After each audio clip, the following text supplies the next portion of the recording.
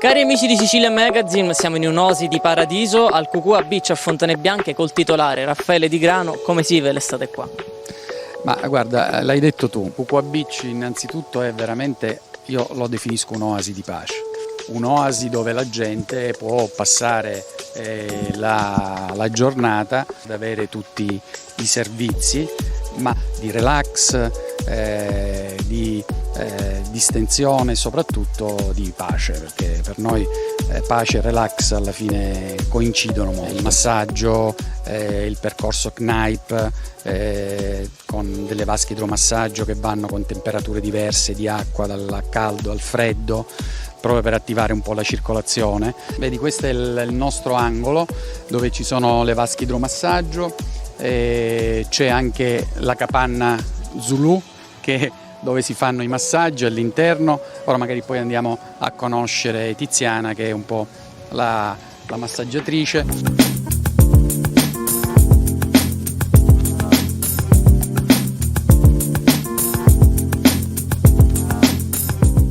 Questa è una zona dedicata al ristorante, abbiamo zona ristorante e pizzeria e dall'altro lato abbiamo l'area self-service in questo gazebo più grande, quindi come tu puoi capire ci sono tutti i servizi all'interno, quindi pizzeria, ristorante, self-service, e poi da quest'anno abbiamo anche creato il momento, il mood dell'aperitivo.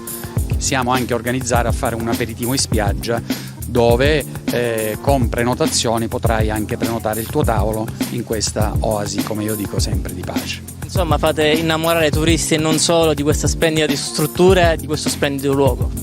Ma sì, e da noi i turisti diciamo la fanno da padrona, specialmente durante la settimana, diciamo sono la vera utenza. Ilenia, quali sono i massaggi più richiesti anche dai clienti, quelli che vengono fatti qua? Allora, principalmente richiedono massaggi relax, decontratturanti e olistici, proprio perché comunque essendo in una location estiva prediligono appunto rilassarsi, quindi principalmente questi.